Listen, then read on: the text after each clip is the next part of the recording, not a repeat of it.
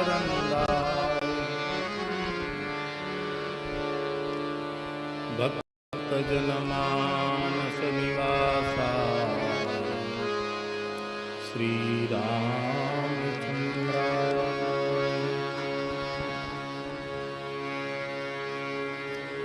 बागीशा यस्य वदने लक्ष्मीर्यस्य च वक्षसि यस्यास्ते हृदये संवित् तं नृसिंहमहं भजे। विश्वसर्ग विसर्गादि नवलक्षणलक्षितम् श्रीकृष्णाख्यं परं धाम जगद्धाम नमामि तत्। प्रह्लाद नारद पराशर पुंडरीक व्यासाम्बरीष शुक शौनक भीष्मदाल्व्यान् रुक्मांगदार्जुन वसिष्ठ विभीषणादीन् पुण्यानिमान् परम भागवतान् नमामि। स्वयंभूर्नारदः शम्भुः कुमारः कपिलो मनुः प्रह्लादो जनको भीष्मो बलिर्वैयासकिर्वयम् द्वादशैते विजानीमो धर्मं भागवतं भटाः गुह्यं विशुद्धं दुर्बोधं यज्ञात्वामृतमश्नुते। नमो गोभ्यः श्रीमतीभ्यः सौरभेयिभ्य एव च नमो ब्रह्मसुताभ्यः पवित्राभ्यो नमो नमः।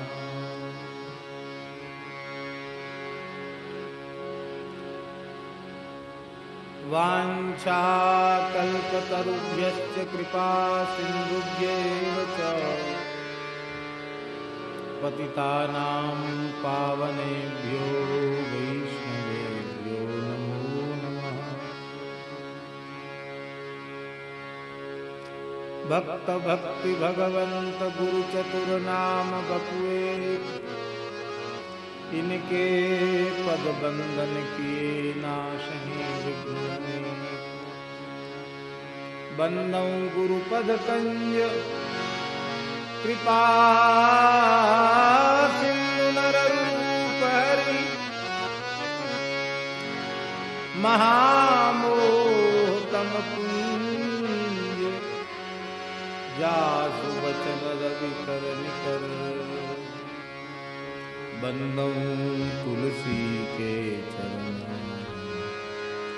जिनकी हो जग पार। कलि समुद्र बूढ़त लखो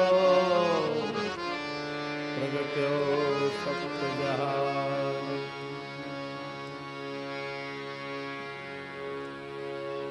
श्री राम जय राम जय जय राम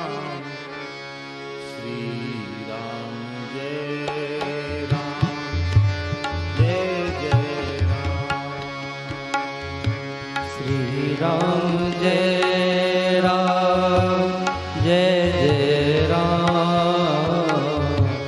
श्री राम जय राम जय जय राम।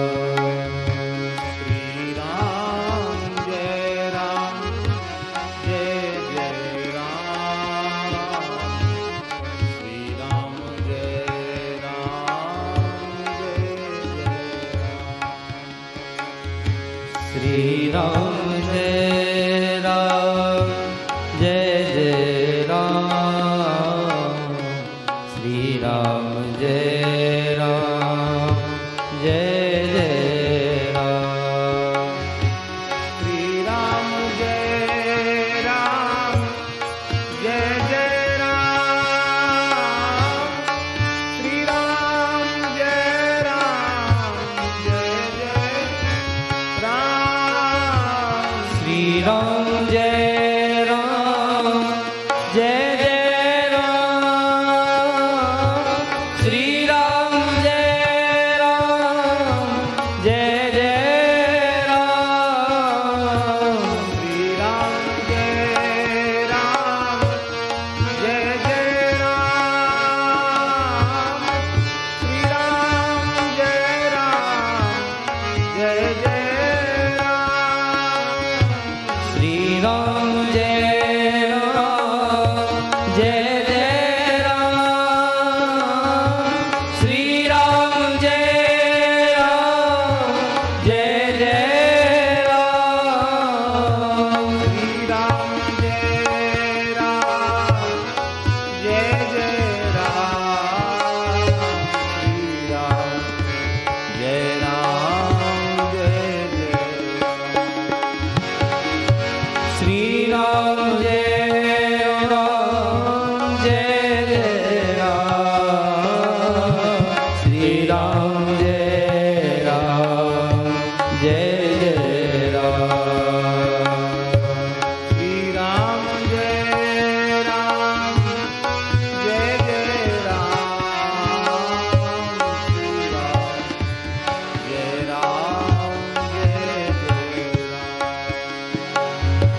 श्री राम जय राम जय जय राम श्री राम जय राम जय जय राम श्री राम जय राम जय जय राम श्री राम जय राम जय जय राम श्री राम जय राम जय राम श्री राम जय राम जय जय राम श्री राम जय राम जय जय राम श्री राम जय राम जय जय राम श्री राम जय राम जय जय राम श्री राम जय राम जय जय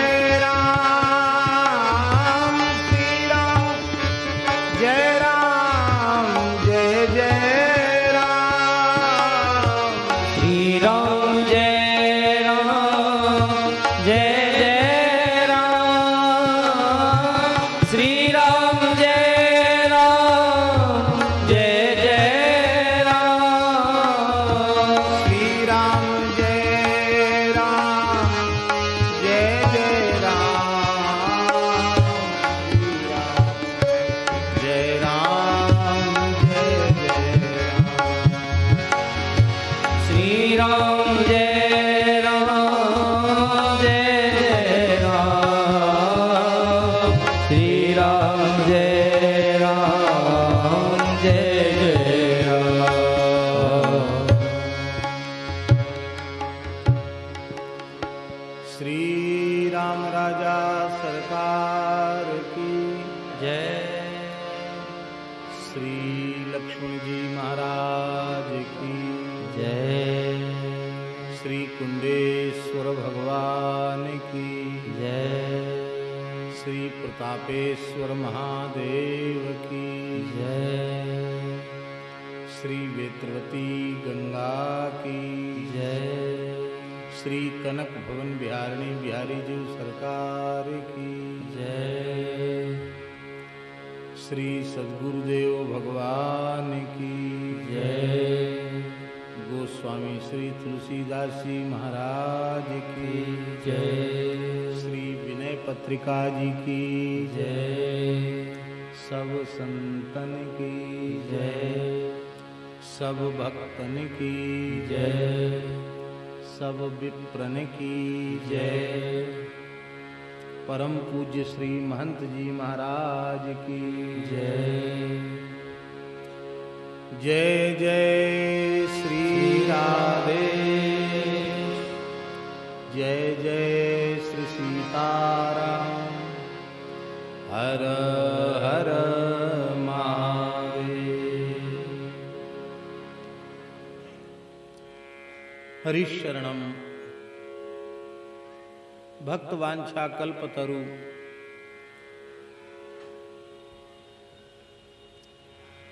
भक्तवत्सल शरणागत वत्सल श्री वृंदावन बिहारिणी बिहारी जी की महती कृपा करुणा से श्री लक्ष्मण जी की चरण सन्निधि में पूज्य श्री महंत जी महाराज की मंगलमयी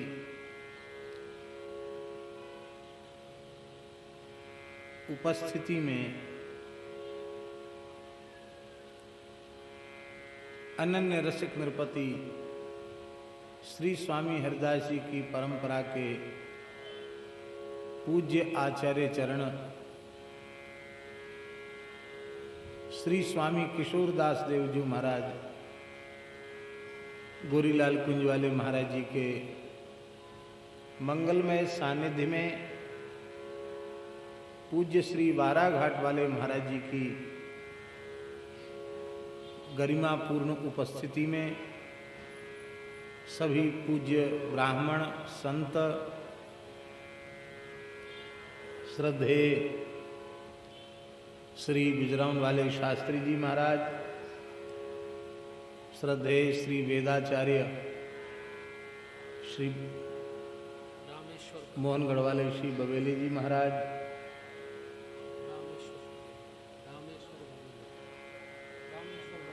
जी बवेली जी महाराज,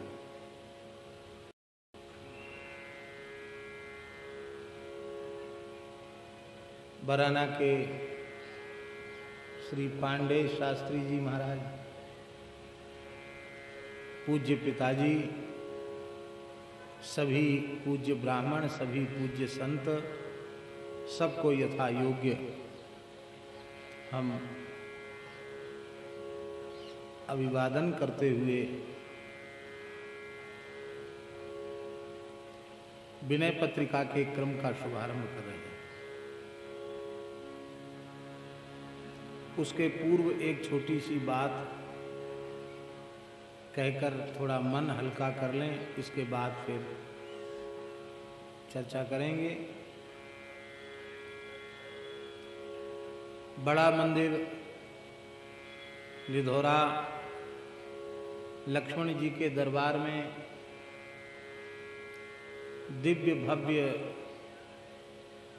5 दिवसीय विनय पत्रिका का सत्संग महोत्सव हो रहा है। भारतवर्ष के अनेक गण्यमान्य महापुरुष कृपापूर्वक पधारे हुए हैं। अनेक विद्वानों की, संतों की मंगलमयी उपस्थिति है और इतने विशाल जन समूह की उपस्थिति में भी, इतने बड़े उत्सव में भी हम सबकी उपस्थिति में इतनी दुर्भाग्यपूर्ण घटना घट जाना निश्चित ही यह अत्यंत हृदय विदारक है, अत्यंत निंदनीय है, लज्जाजनक है। प्राचीन श्री बिहारी जी का मंदिर, उस मंदिर में कुछ अराजक तत्वों ने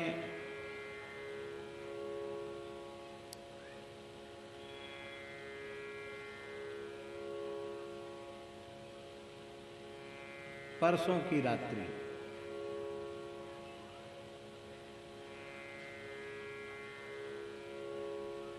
मंदिर की पवित्रता को ही भंग नहीं किया, देव प्रतिमाओं को भी उन्होंने भंग किया। तुलसी चौरा में जो प्राचीन हनुमान जी, बाल रूप हनुमान जी उनके श्री विग्रह को खंडित किया। फिर बड़े हनुमान जी के चरण और मुखारविंद को खंडित किया और ये तो पुरातत्व वाले उस मूर्ति के भग्न स्वरूप को देखकर अनुमान लगा सकेंगे कि वह मूर्ति कितनी पुरानी है। विष्णु भगवान की प्रतिमा जो कुषाण और बुद्ध के काल से मिलती जुलती काल की मूर्ति समझ में आ रही थी, जिसका काल 1500-2000 वर्ष पुराना भी हो तो कोई आश्चर्य नहीं है। ऐसी विष्णु भगवान की प्रतिमा को भी बड़ी क्रूरतापूर्वक भग्न किया गया, खंडित किया गया, चरण काट दिए, पूरे विग्रह को ही क्षतिग्रस्त किया। इतना ही नहीं, उन दुष्टों ने अपेय पान किया, जो नहीं पीना चाहिए वो वहां पिया और मंदिर के 8 शिखर भी खंडित किए। पूज्य गोरीलाल कुंज वाले महाराज जी, श्री बाराघाट वाले महाराज जी और दास, सभी पूज्य संत कल वहाँ मंदिर में होते हुए ही बराना मुरली मनोहर मंदिर का दर्शन करने गए थे।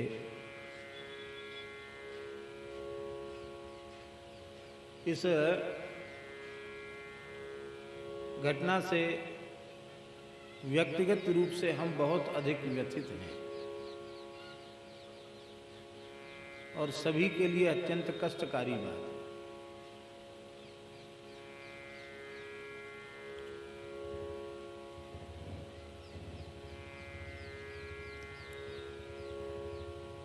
पूरे लिधौरा नगर ने एकजुट होकर के विरोध व्यक्त करते हुए, इस घटना के प्रति क्षोभ व्यक्त करते हुए पूरे नगर पंचायत को बंद रखने का निर्णय किया। ये स्वागत योग्य है।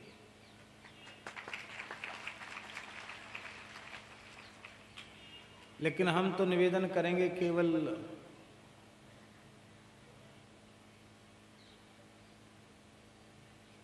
लिधौरा ही नहीं, कम से कम पूरा जिला बंद होना चाहिए। इतनी निंदनीय घटना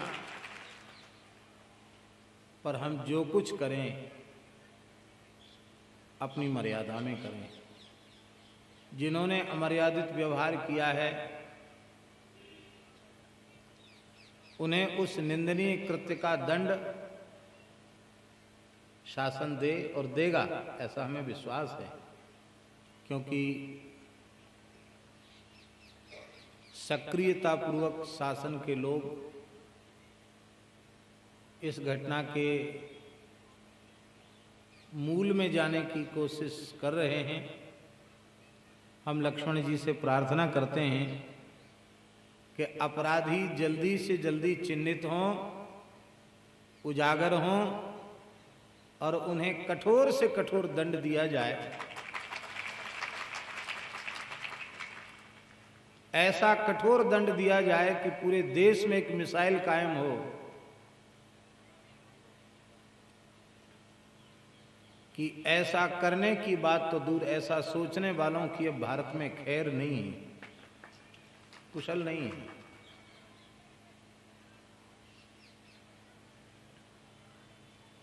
दूसरी बात यह है कि ये घटनाएं हमारी आंखें खोल रही हैं कि आप संगठित नहीं हुए, सावधान नहीं हुए, अपने धर्म, संस्कार और संस्कृति की सुरक्षा में कटिबद्ध नहीं हुए तो और अधिक दुर्भाग्य के दिन देखने पड़ेंगे। इसलिए अभी भी अवसर है जातिगत, वर्गगत, संप्रदायगत भेद भुला करके आस्तिक भारतीय विचारधारा वाले लोग एकजुट होवें और ऐसे लोगों को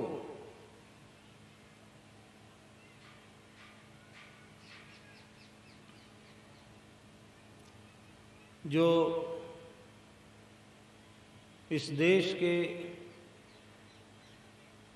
अत्यंत सुख शांतिमय वातावरण को विकृत बनाना चाहते हैं, वे अपने षड्यंत्र में सफल न हों और हम संगठित होंगे, हम सावधान होंगे तो ऐसा कुकृत्य करने का साहस भी किसी में नहीं होगा। इसके लिए हमें प्रेरणा लेनी चाहिए और हमें और अधिक सावधान हो जाना चाहिए। हम लक्ष्मण जी से प्रार्थना करते हैं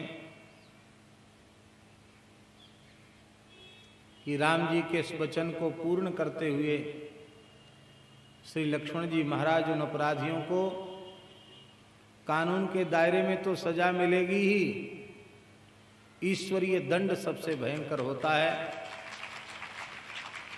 जगमहु सखा निशाचर जेते, लक्ष्मण हनहि निमिष महुते थे। राम जी के इस वचन को पूर्ण करते हुए श्री लखनलाल जी उन दुष्टों को जल्दी से जल्दी कठोर से कठोर दंड दें। ये लोगों की समझ में आना चाहिए कि अपराधी कौन है और इस प्रकार का अपराध करने वालों का परिणाम क्या होता है।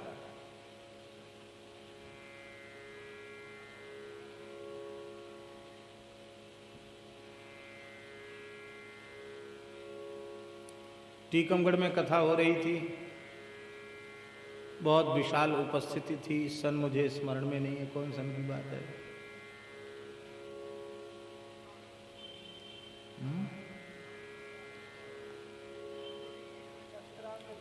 राम कथा थी ना, श्री रामायण राम जन्म उत्सव पर। हाँ, 2015 में। उस समय भी कुछ दुष्टों ने एक गाय को भाले से घायल किया था और अपराधी पकड़े गए थे, उनको दंड भी हुआ था। तो इस प्रकार के हम लोगों के पवित्र आयोजन के समय इस प्रकार की घटना घटना वो पूरे समाज के लिए अत्यंत लज्जाजनक है, एक प्रकार से चुनौती है।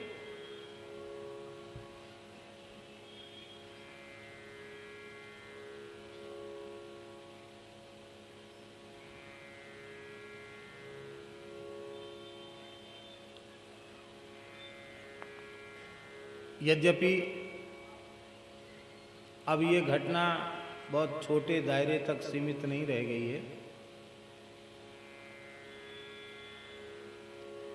देश के शीर्षस्थ लोगों के भी फोन कल आए और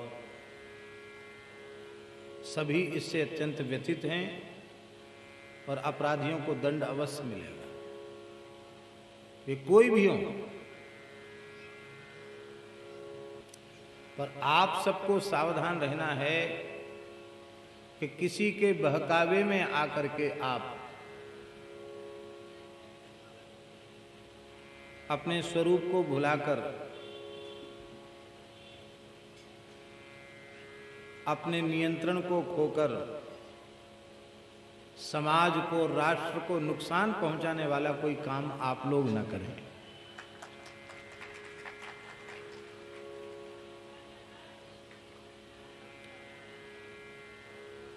कई बार होता क्या है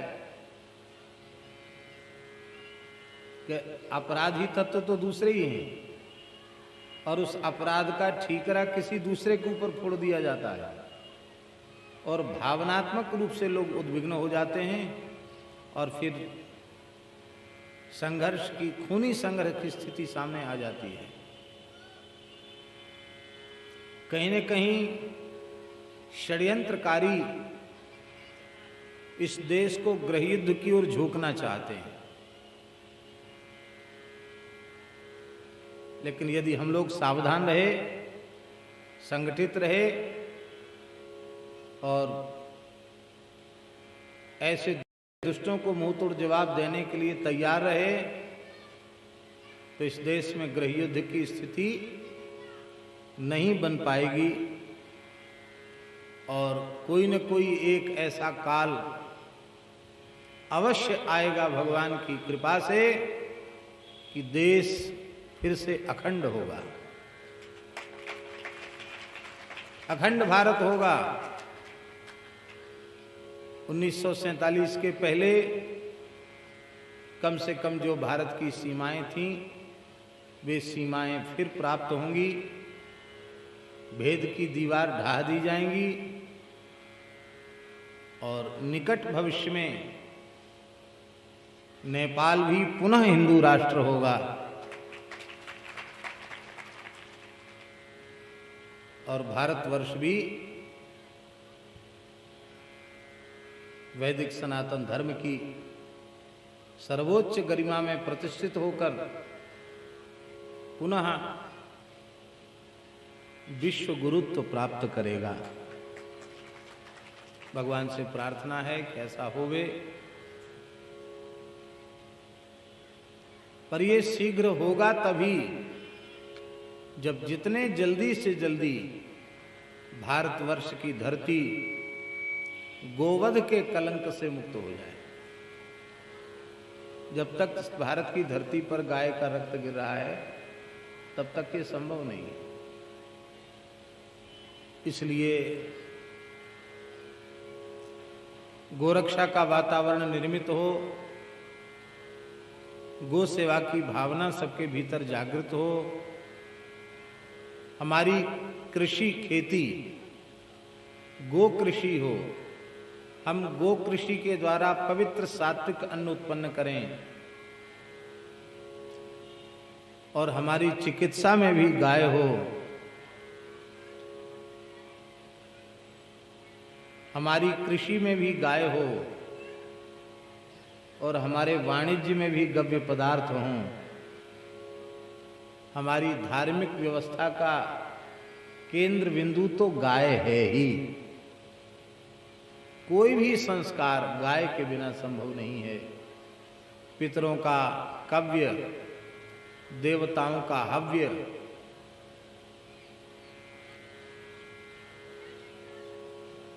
देकर पोषण पूज्या वेद लक्षणा गाय ही करती है। इसलिए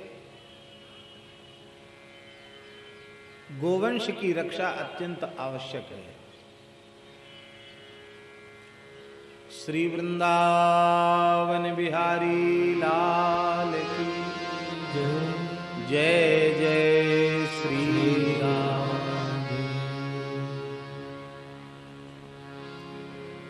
यह निंदनीय घटना घटाने वाले,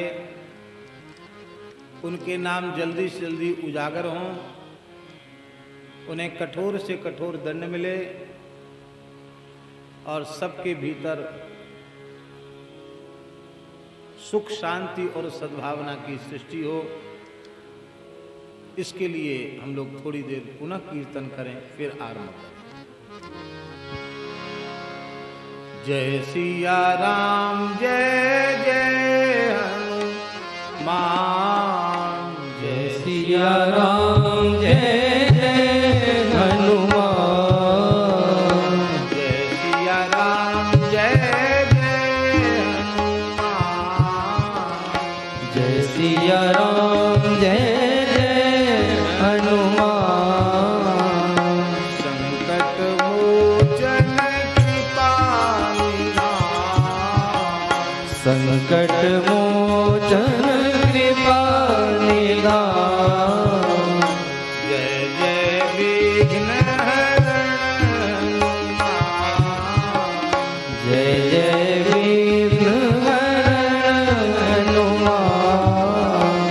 रक्षा की जय श्री हनुमान, रक्षा की जय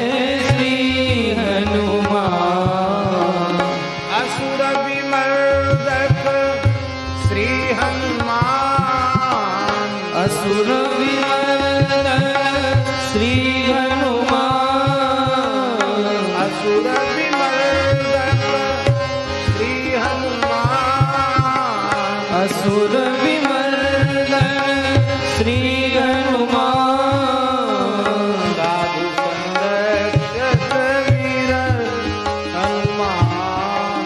साधु संरक्षक वीर हनुमान। श्री राम जय राम जय जय राम। श्री राम जय राम जय जय राम। श्री राम जय राम जय जय राम। श्री राम जय राम जय जय राम। श्री राम जय राम जय जय राम। श्री राम जय राम जय राम। आज पद संख्या है 132।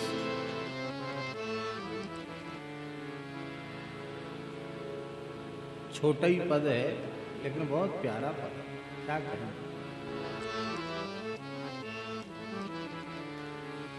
राम से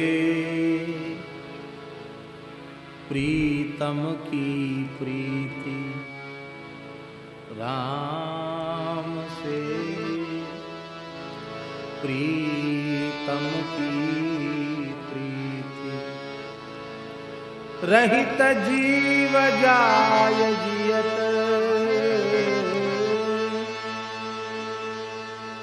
जेहि सुख सुख मानि लेत, सो सुख सो समुझ कियत,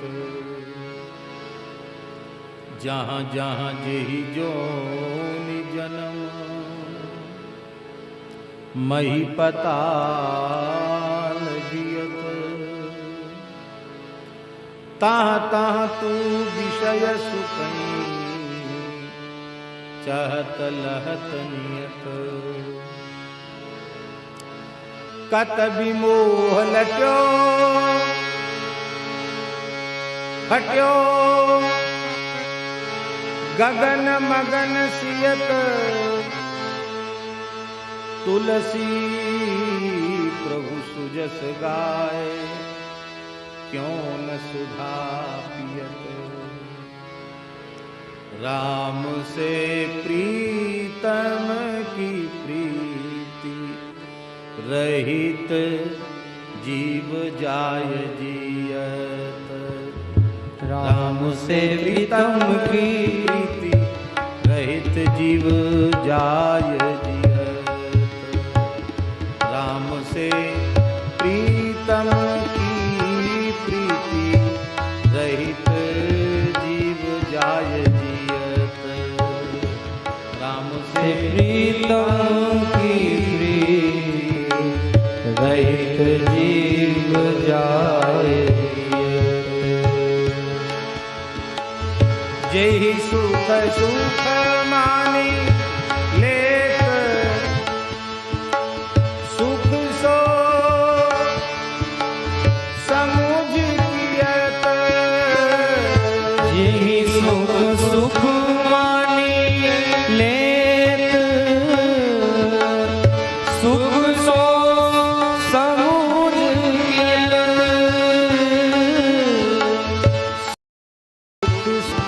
समुझ कियत, हाँ सुख सो समुझ कियत, राम से प्रीतम की प्रीति, रहित जीव जाय जियत, राम से प्रीतम की प्रीति, रहित जीव जाय जियत,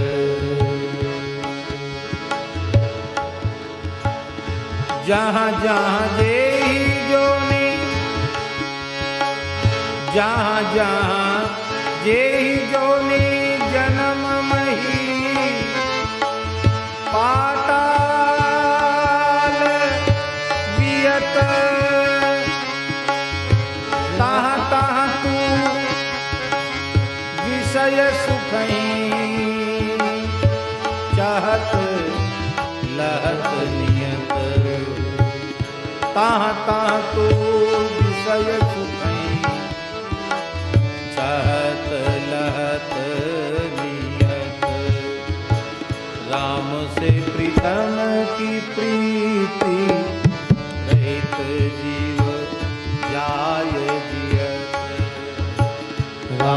से प्रीतम की प्रीत रहित जी आए।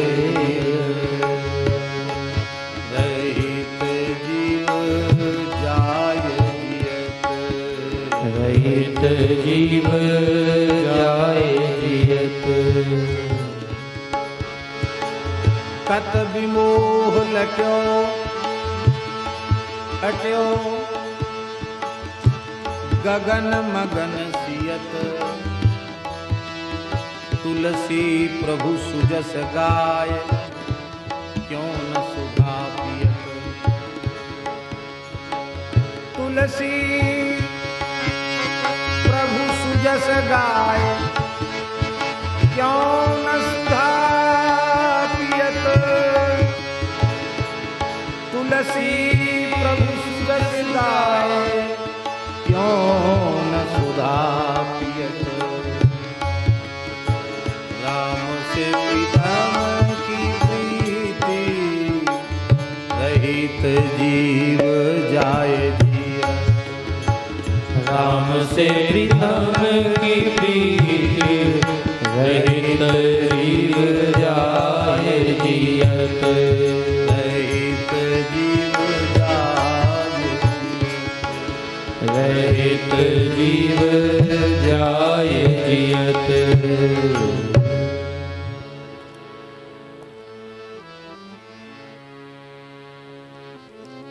बहुत प्यारी बात कह रहे हैं।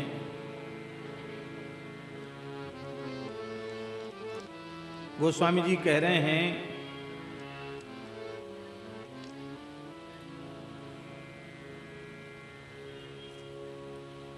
श्री राम जी के जैसे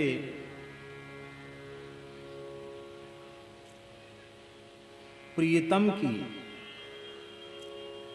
प्रीति से रहित होकर, विमुख होकर, वंचित होकर तुम जीवित कैसे हो? प्रश्न पूछा जा रहा है।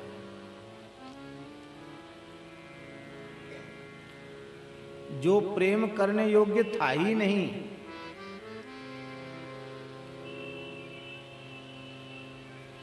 उससे तो तुम प्रेम कर रहे हो। और जो प्रेम का भलीभांति निर्वाह करने वाला है,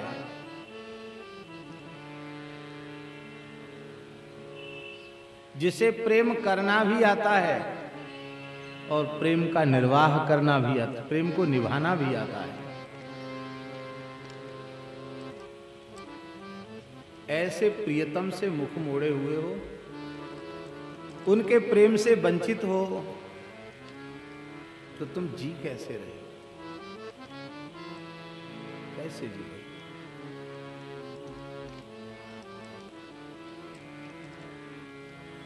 देखो, प्रेम जो है दो अवस्थाओं में होता है। बहुत ध्यान से सुनने की बातें हैं ये। एक तो अपने में प्रेम होता है,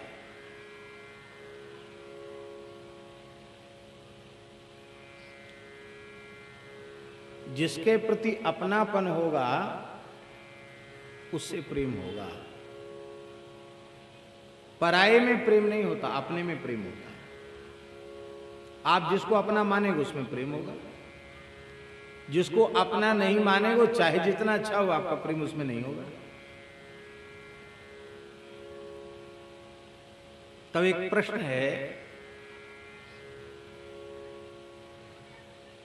कि अपने और पराये की परिभाषा क्या है?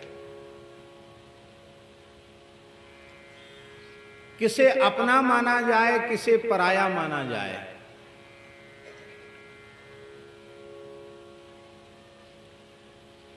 सीधी साधी सरल बात है।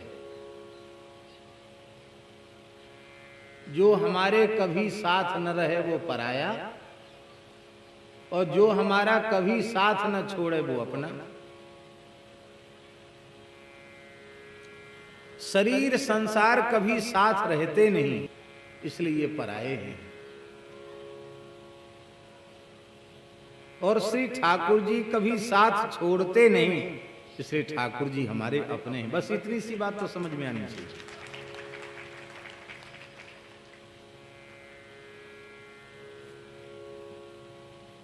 ये पहली बार शरीर नहीं मिला, इसके पहले कितने शरीर मिल चुके हैं, सूची है किसी के पास?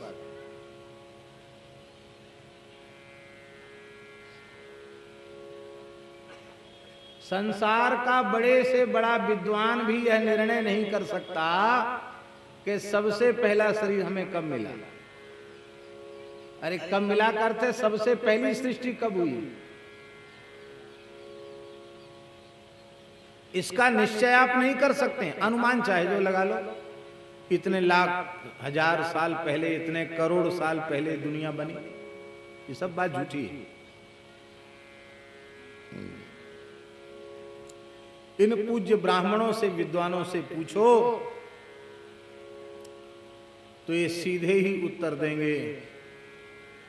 ऋतम च सत्यम चाभिधात तपसोध्य जायत ततो रात्रि जायत ततः समुद्रो अर्णवः समुद्रादर्णवादि संवत्सरो अजायत अहोरात्राणि विदधत् विश्वस्य मिश्रितो वशी सूर्या चंद्रमसौ धाता यथा पूर्व मकल्पयत दिवंच पृथ्वीं चांतरिक्षमथो स्वः।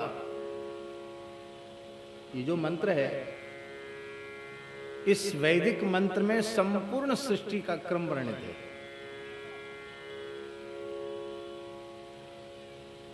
और हमें केवल इस मंत्र के इतने अंश से प्रयोजन है, धाता यथा पूर्वम अकल्पयत।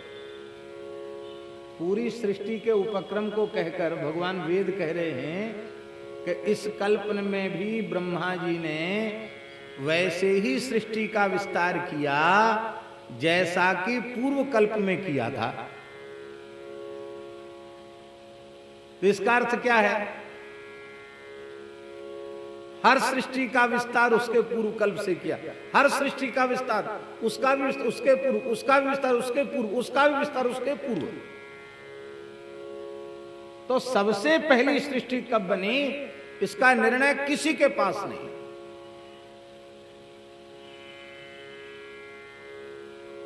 सृष्टि अनादि है।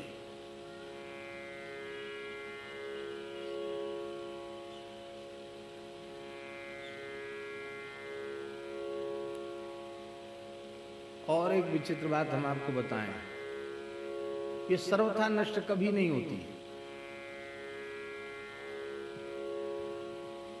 शास्त्री जी, बड़ी सूक्ष्म बात है। आप कहेंगे कि महाप्रलय काल में तो सब नष्ट हो जाता है।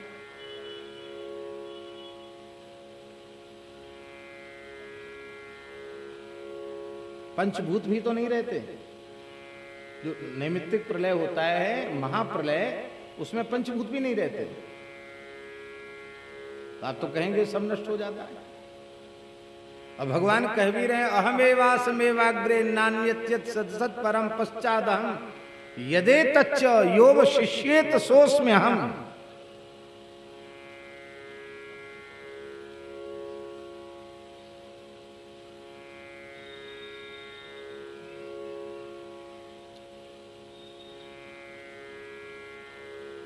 अच्छा चलो, हमने मान लिया कुछ नहीं बचा, सब नष्ट हो गया। फिर उत्पन्न हुआ कि नहीं हुआ? तो फिर कहां से आया?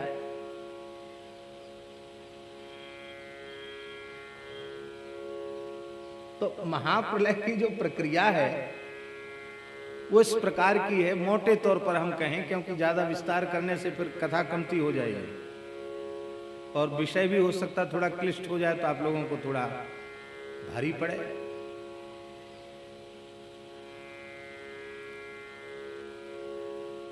इंद्रादि देवताओं के सहित संपूर्ण सृष्टि, इस संक्षेप में बता रहे हैं आपको, ब्रह्मा जी में विलीन होती है और ब्रह्मा जी भगवान में विलीन हो जाते हैं। और खुलकर कहें तो चेतन जीव और अचेतन प्रकृति जो स्थिति के काल में, सृष्टि के काल में प्रत्यक्ष अनुभूति का विषय बन पा रहे हैं, दिखाई पड़ रहे हैं। वे महाप्रलय काल में भगवान में विलीन हो जाते हैं। अति सूक्ष्म होने के कारण उनकी अलग सत्ता की अनुभूति नहीं होती है, फिर भी संपूर्ण प्रकृति और जीव भगवान में रहते हैं। तो भगवान में रहकर भी उनकी सत्ता बनी रहती है, और केवल भगवान में ही नहीं रहते हैं। आहा। श्री वृंदावन बिहारी लाल की जय, श्री बांके बिहारी लाल की जय, श्री ठाकुर गोरीलाल जी महाराज की जय। जय जय श्री राधे, श्री वाराह भगवान की जय। श्यामा प्यारी कुंज बिहारी, जय जय श्री हरिदास दुलारी। श्यामा प्यारी कुंज बिहारी, जय जय श्री हरिदास दुलारी। श्यामा प्यारे कुंज बिहारी, जय जय श्री हरिदास दुलारी। श्यामा प्यारे कुंज बिहारी, जय जय श्री हरिदास दुलारी। श्यामा प्यारी कुंज बिहारी, जय जय श्री हरिदास दुलारी। श्यामा प्यारी कुंज बिहारी, जय जय श्री हरिदास दुलारी। ऐसे लगा दो, महाराज जी को कहें दर्शन नहीं होगा तो संतोष नहीं होगा, है?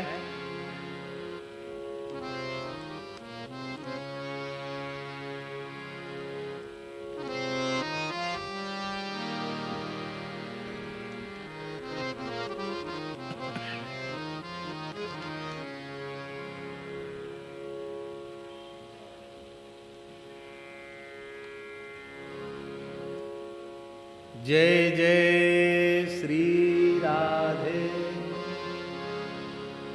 वैसे सही बताएं तो हमारे मन की हो गई,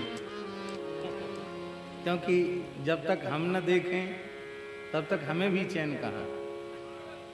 और नहीं, अब यहाँ बैठते तो बार बार ऐसे ऐसे देखना पड़ता, तो न उन्हें संतोष न हमें संतोष।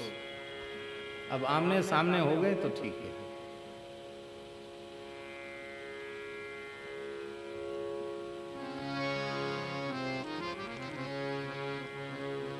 और अधिक हम उसे सरल करके कहें तो महाप्रलय काल में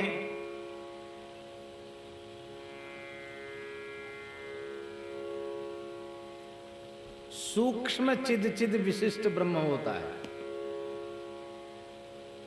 और सृष्टि काल में स्थूल चिद विशिष्ट ब्रह्म होता है। सूक्ष्म जीव और प्रकृति ये दोनों भगवान में प्रतिष्ठित हो जाते हैं। भगवान में प्रतिष्ठित है ही है, पर वो भगवान में विलीन होने से उनकी पृथक सत्ता की अनुभूति नहीं होती। वे अपने संस्कारों के सहित भगवान में विलीन होते हैं, इसलिए अपने संस्कारों के सहित ही उत्पन्न होते हैं। नहीं तो सृष्टि एक जैसी होनी चाहिए, सृष्टि एक जैसी नहीं है। भाई अमुक जीव अमुक योनि में अमुक शरीर में गया है, तो उस शरीर में पहुंचने के मूल में उसके उस प्रकार के कर्म हैं। तो इतना बड़ा महाप्रलय काल का समय चला गया, फिर भी उनके संस्कार सब के सब यथावत बने रहे। अपने संस्कारों के सहित कोई देवता होता है तो कोई ऋषि होता है तो कोई मुनि होता है तो कोई पशु बनता है तो कोई पक्षी बनता है तो कोई पेड़ पौधा बनता है, कोई विद्वान होता है तो कोई मूर्ख होता है, कोई श्रीमंत होता है तो कोई विपन्न होता है। इसका मतलब है कि उनके कर्म भी समाप्त नहीं होते हैं।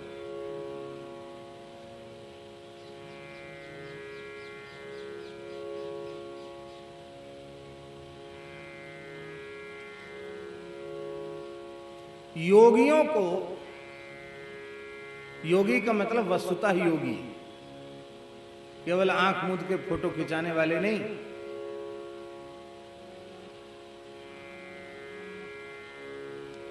वे हस्ता मलकवत पिंड ब्रह्मांड की तमाम चीजों का अनुभव कर सकते हैं, क्योंकि यद पिंडे तद ब्रह्मांडे, यद ब्रह्मांडे तद पिंडे, यह एक सिद्धांत है। जो पिंड में है वो ब्रह्मांड में है, जो ब्रह्मांड में है वो पिंड में है, सब कुछ इसके भीतर है।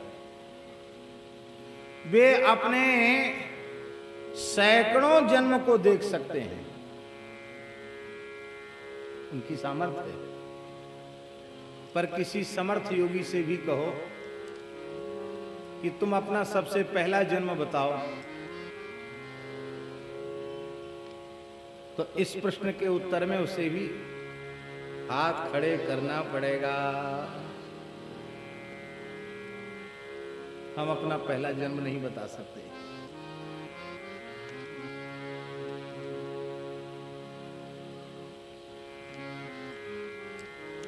जब से सृष्टि की प्रक्रिया चल रही है, तभी से हम बार बार पैदा हो रहे हैं, बार बार मर रहे हैं। असंख्यों बार पैदा हो चुके हैं, असंख्यों बार मर चुके हैं। कोई ऐसी योनि नहीं है जिसमें हजारों हजारों बार हम न गए हों। कोई ऐसा सुख दुख नहीं है जिसे अनेकों बार न भोगा हो। हम कृतार्थ नहीं हो पाए, हम कृतकृत्य नहीं हो पाए, हम धन्य नहीं हो पाए, क्योंकि यदि हम कृतार्थ हो गए होते, कृतकृत्य हो गए होते, धन्य हो गए होते,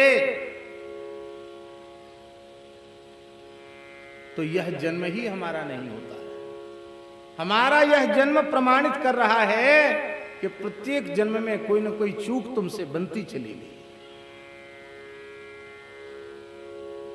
और उसका दुष्परिणाम हुआ ऐसे ही जन्म समूह सिरान। ऐसे ही जन्मों के समूह सिराने।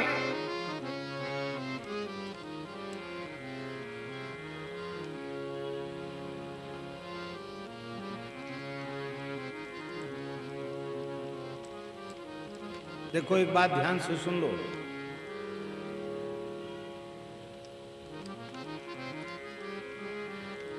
जन्म लेना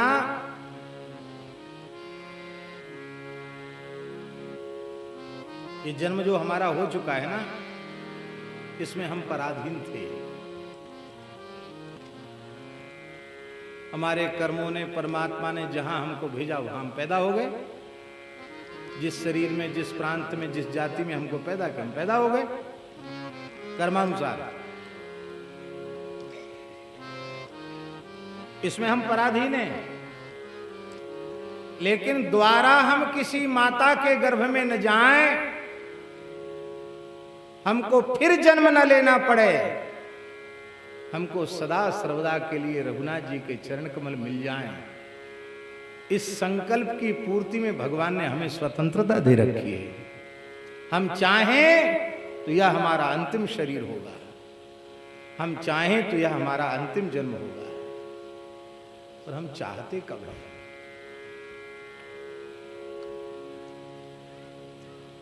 हम तो छोटी छोटी बातों को लेकर इतना राग द्वेष बांध लेते हैं, कहते 7 पीढ़ी तक तुम्हारा पीछा नहीं छोड़ेंगे हम।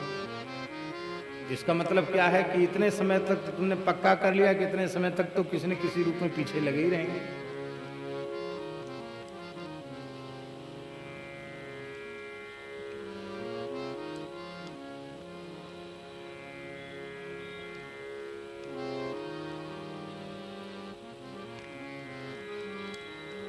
निष्काम वृत्ति और निसंकल्प स्थिति। फिर से सुने, निष्काम वृत्ति और निसंकल्प स्थिति। ये हरिगुरु संतों की कृपा से यदि हमें प्राप्त हो जाए तो फिर बार बार जन्म लेने की आवश्यकता ही नहीं रह जाएगी। महाराज जी प्रेमी कहते जरूर हैं,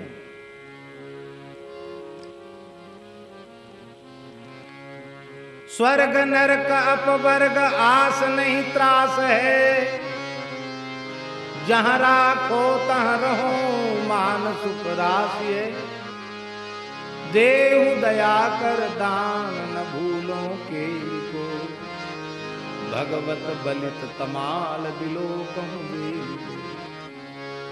लेकिन यहां हम एक प्रश्न कर रहे हैं आपसे ही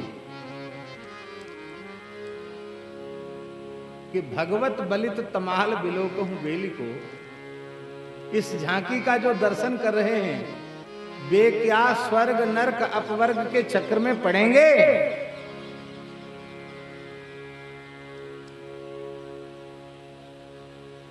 वो तो कृतार्थ हो गए, कृतकृत्य हो गए, नित्य सहचरी स्वरूप में, नित्य निकुंज में, नित्य महल में, नित्य सेवा में पहुंच गए।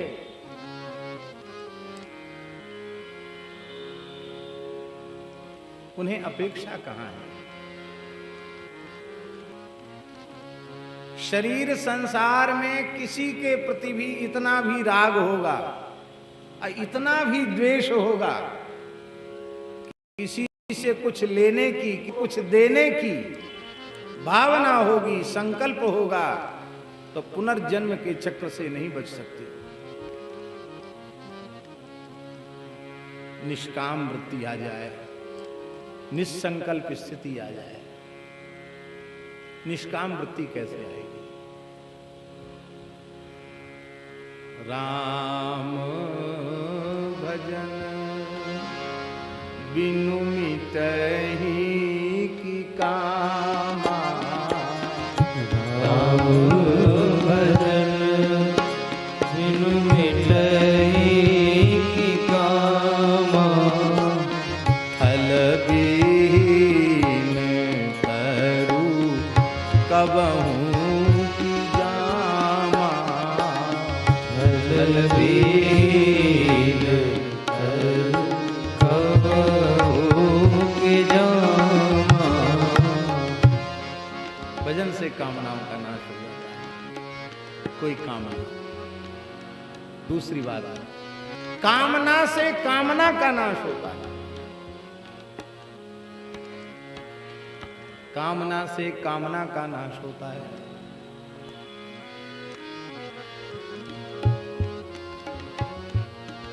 कामना से कामना का नाश होता है। जैसे भगवान सूर्य के प्रचंड प्रकाश में जुगनुएं अस्तित्व विहीन हो जाती हैं, ऐसा थोड़ी कि जुगनू खत्म हो जाती हो, पर सूर्य के प्रकाश में जुगनू दिखती नहीं। ऐसे ही भगवत प्राप्ति की कामना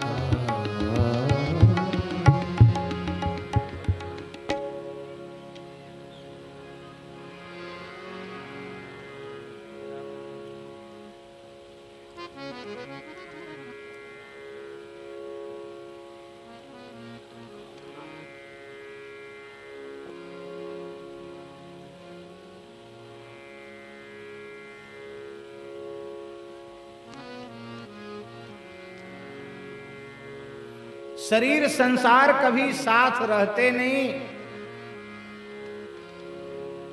और करुणामय श्री ठाकुर जी कभी साथ छोड़ते नहीं। इसलिए जो कभी साथ न छोड़े वो अपना, जो कभी साथ न रहे वो पराया। पर हमारी विचित्र स्थिति है, जिस शरीर में गए उसी शरीर को पकड़ के बैठ गए, मेरा मेरा मेरा, उसी से प्रेम करने लगे। पकड़ के रख पाए? कभी बचपन था, उस बचपन को पकड़ के रख पाए?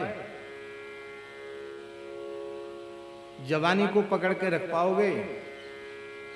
बुढ़ापे को ही पकड़ के बैठे रहोगे? एक क्षण तुम्हारे अधिकार में नहीं, एक क्षण।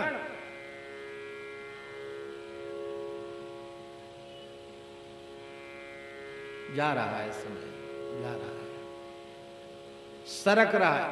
जो सरकता रहे उसी को संसार कहते हैं।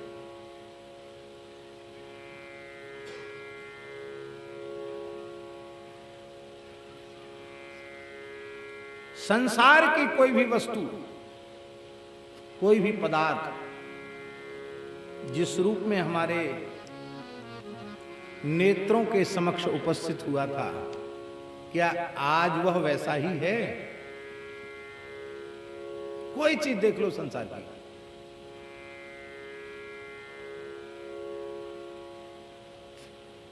पर बहुत दुख की बात है, जो ना अपने हैं, ना अपने रहेंगे और ना अपने थे, उनको तो अपना मान रखा है। जो अपने थे, अपने हैं और अपने ही रहेंगे, उनको बिल्कुल भुला दिया। यही हमारी समस्या की जड़ है। हम सदा सर्वदा से भगवान के थे, भगवान के हैं और भगवान के ही रहेंगे।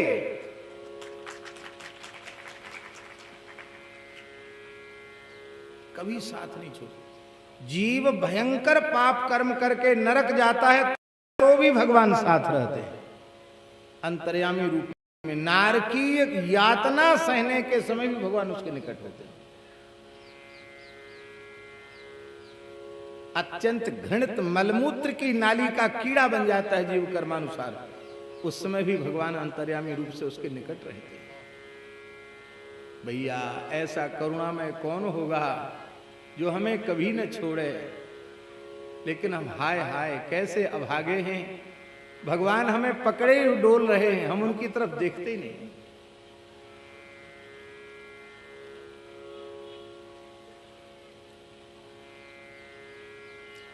भगवान ही हमारे अपने हैं। शरीर संसार मिले क्यों? शरीर संसार भगवान की उपासना के लिए मिले। संबंध जोड़ने के लिए नहीं मिले हैं, ये भगवान की सेवा के लिए मिले। हमारे पास वाणी ना होती, हम गुणगान कैसे करते? मन बुद्धि ना होता तो हम चिंतन कैसे करते? आपके पास श्रवण ना होते, नेत्र ना होते, समझ ना होती तो आप कैसे सुनते, देखते, समझते? शरीर और संसार ये भगवान की सेवा सामग्री है। इस सेवा सामग्री को जब हम भोग सामग्री मान लेते हैं तो यहीं से हमारे जीवन की उल्टी गिनती शुरू हो जाती है। पुनरपि जननम पुनरपि मरणम पुनरपि जननी जठरे विषय। वहीं से उपद्रव शुरू हो जाता है। इसलिए पक्का कर लेना है भगवान से प्रेम करने के लिए कि हम भगवान के ही हैं और भगवान हमारे ही हैं। शरीर संसार भगवान की सेवा के लिए, भोग के लिए नहीं।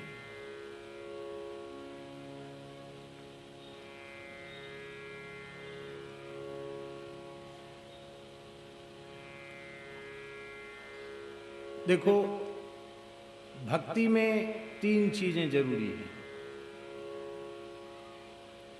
इन तीनों के बिना, अरे तीन की बात जाने दो, तीन में से एक कम हो जाएगा तो भक्ति नहीं बनेगी। उपास्य, उपासक और उपासना सामग्री। आप सब हमारी भाषा समझ रहे हैं कि नहीं? उपास्य माने जिसकी हम उपासना करते हैं, राम कृष्ण नारायण अथवा जो भी आपके इष्ट है। उपासक जीव, उपास्य भगवान, उपासक जीव और उपासना सामग्री शरीर, ये उपासना सामग्री। इसलिए भक्ति की परिभाषा है ऋषिकेण हृषिकेश सेवनम भक्ति रुच्यते। इंद्रियों के द्वारा, इंद्रियों के अधीश्वर भगवान को भजना, इसी का नाम है भक्ति। अम्बरीश जी महाराज कैसे भक्ति करते हैं?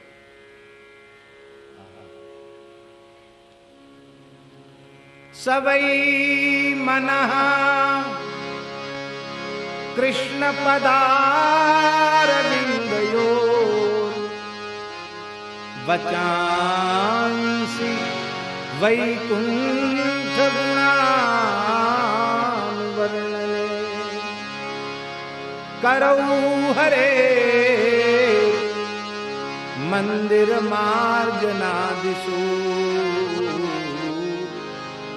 श्रुतिं चकाराच्युत सत्प्रतो।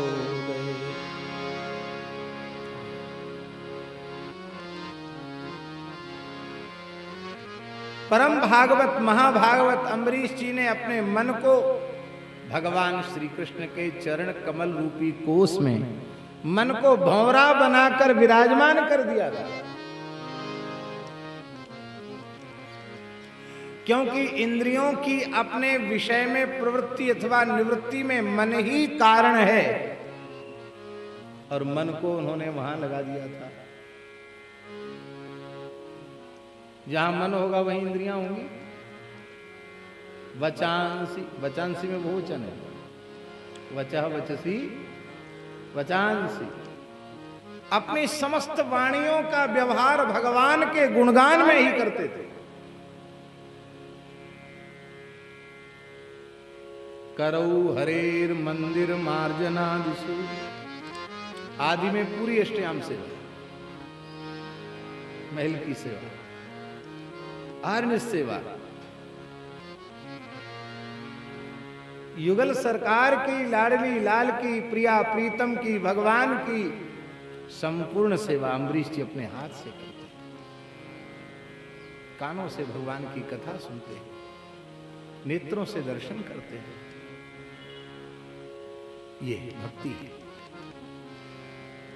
आप भगवान की सेवा करेंगे तो पहले भगवान का मंदिर बनाना पड़ेगा, सेवा का स्थान बनाना पड़ेगा कि नहीं? वो चाहे पत्थर का मंदिर बनाओ, वो चाहे लकड़ी का मंदिर बनाओ, चाहे सीमेंट का मंदिर बनाओ, चाहे चूना का मंदिर बनाओ, चाहे और जैसे तुमको कोई कपड़े का मंदिर बना लो, प्लास्टिक का बना लो। अरे कोई भी द्रव्य पदार्थ से आप मंदिर बनाओगे, वह पदार्थ कहां का होगा? जगत का ही तो होगा। फिर भगवान को मंगला भोग से लेके शयन भोग, वो सामग्री कहां की होगी? अन्न जल घृत आदि पदार्थ कहां के होंगे? प्रकृति के ही पदार्थ हैं, उन्हीं को तो भोग धराया जाएगा। भगवान की सेवा में जल की आवश्यकता होगी, भगवान की सेवा में पंचगव्य पंचामृत की आवश्यकता होगी। कहां से आएगा? चंदन की आवश्यकता होगी, तुलसी पुष्प बिल्व पत्र आदि की आवश्यकता होगी। ये जगत के ही पदार्थ हैं। तो शरीर संसार को जब हम उपभोग की सामग्री मानकर, मैं शरीर हूं और संसार मेरा है, इस प्रकार से उपभोग की सामग्री बना करके मान करके व्यवहार करते हैं, तो यही हमारी विपत्ति का कारण है। जन्म मृत्यु का चक्र में पड़े रहना, इसी का नाम विपत्ति है। और जब इसे हम भगवान की सेवा में लगा देते हैं तो ये विपत्ति से छुड़ाने वाली है, यही भक्ति बन जाती है। ये शरीर संसार का समर्पण ही भक्ति है।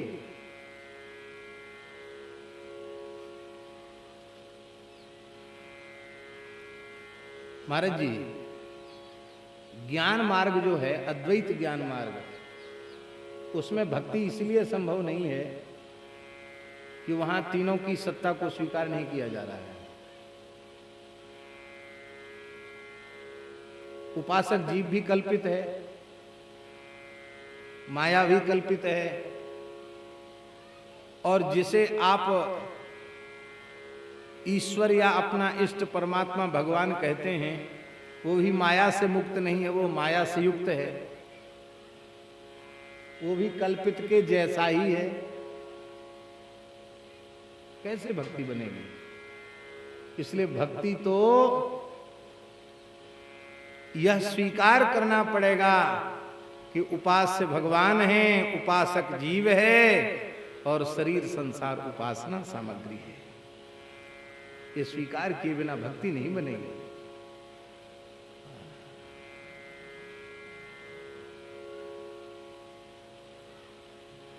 तो एक बात समझ में आ गई।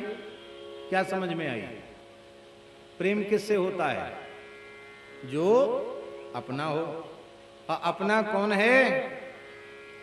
जो सदा अपने साथ रहे वो अपना, जो कभी साथ न रहे वो अपना नहीं है, वो पराया है।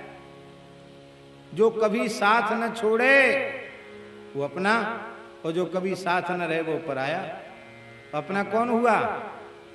शरीर अपना हुआ कि संसार? न शरीर अपना हुआ न संसार अपना हुआ। भगवान ने कभी हमारा साथ नहीं छोड़ा, इसलिए भगवान ही हमारे अपने हैं।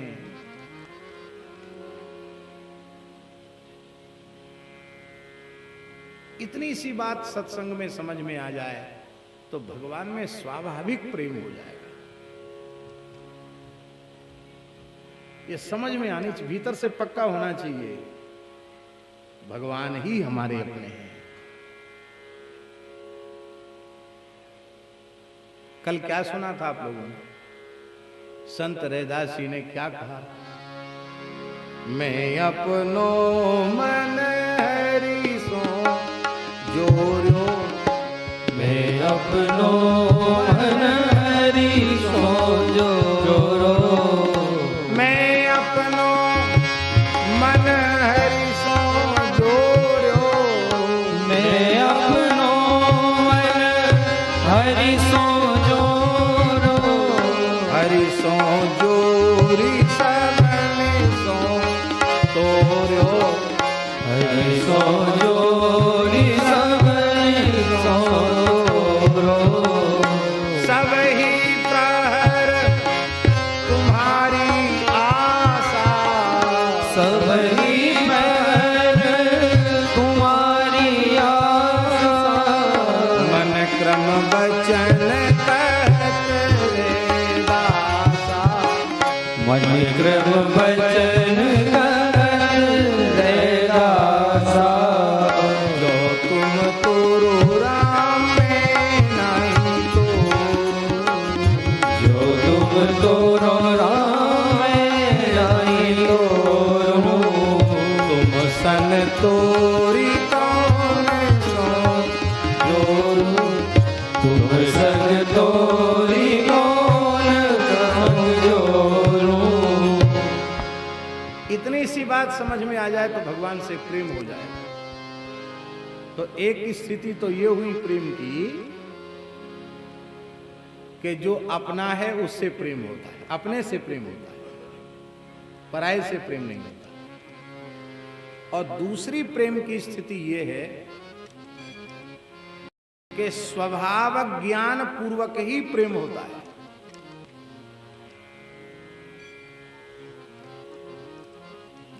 आप सब समझ रहे हैं कि नहीं? नहीं समझ। आप बहुत अच्छे आदमी हैं, मान लो, पर आपके अच्छे स्वभाव से हमारा परिचय नहीं, हम जानते नहीं, तो हमारा आपसे प्रेम होगा?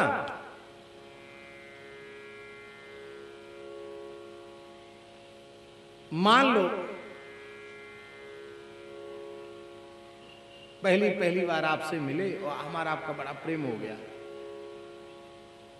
आओ जी गले लग गए, लिपट गए, बड़ी गहरी मित्रता हो गई। अब जब निकट बैठे तो आपकी कई आदतें हमको अच्छी नहीं लगी, आपका स्वभाव हमारे अनुकूल नहीं पड़ा, तो फिर हमारा प्रेम रह जाएगा?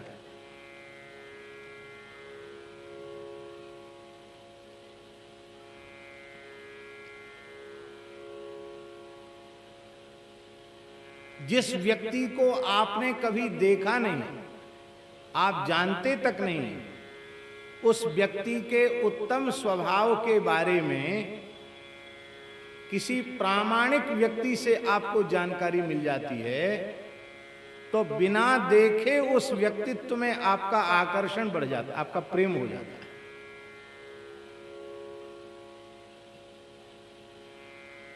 एक संत माता जी अभी भी हैं, बड़ी अच्छी भक्ता हैं, हम समझते अब तो बहुत बड़ी आयु उनकी हो रही होगी। ठाकुर जी के प्रति बड़ा प्रेम, मेरे ठाकुर, उनके ठाकुर जी का नाम क्या? मेरे ठाकुर। भगवान और ठाकुर जी संतों को एक भाव से लाड़ लड़ाने वाली माता थी। तो हमको भी ऐसा संयोग मिला कि हम वहाँ गए और वहाँ कथा हुई, तो उन माता जी ने हमसे एक ही बात पूछी, आप कथाओं में संतों के संस्मरण बहुत सुनाते, इतने महापुरुषों के नाम लेते हैं कि बस हम तो वही सुनने के लिए बैठते हैं। तो अभी कोई ऐसे संत हैं जो आपके विश्वास के अनुसार भगवत प्राप्त संत हों? क्योंकि जिन संतों के नाम आप लेते हैं वो तो सब चले गए। ऐसे कोई संत हैं जो आपके विश्वास के अनुसार भगवत प्राप्त हों, उच्च कोटि के संत हों? ब्रज में ऐसे कोई संत बताओ। अब हमने कहा है माता जी कैसे बता मैं संत तो बहुत हैं, लेकिन अब हम बता दें, आपकी श्रद्धा हो न हो? बोले नहीं, इसका भार हमारे ऊपर है, आप तो एक कोई नाम बता दो। अब पीछे पड़ गए, तो मेरे मुंह से निकला कि पंडित जी महाराज, पंडित श्री गया प्रसाद जी महाराज श्रेष्ठ महापुरुष थे, लेकिन अब उनका तो शरीर नहीं है। बेण विनोद कुंज वाले महाराज जी भी भगवत प्राप्त महापुरुष थे, उनका शरीर नहीं है। लेकिन अभी बाबा श्री ठाकुर दास जी महाराज विराज रहे हैं चंद्र सरोवर में, और मेरे अपने विश्वास के अनुसार मैं उन्हें जीवन मुक्त भगवत प्राप्त महापुरुष मानता हूं। वे हैं, उस समय बाबा का शरीर था। अब महाराज जी विचित्र स्थिति बनी, उन माता जी को सवेरे 5 बजे वैष्णो देवी जाना था अपने भक्तों के साथ, और आज कथा पूरी, आज शाम को हमको जाना वृंदावन, हरियाणा से, सोनीपत पानीपत उधर से। अब सवेरे 5 बजे उनको प्रस्थान करना है। बोली अब हम आपके साथ ही चलेंगे। क्यों साथ चलेंगे?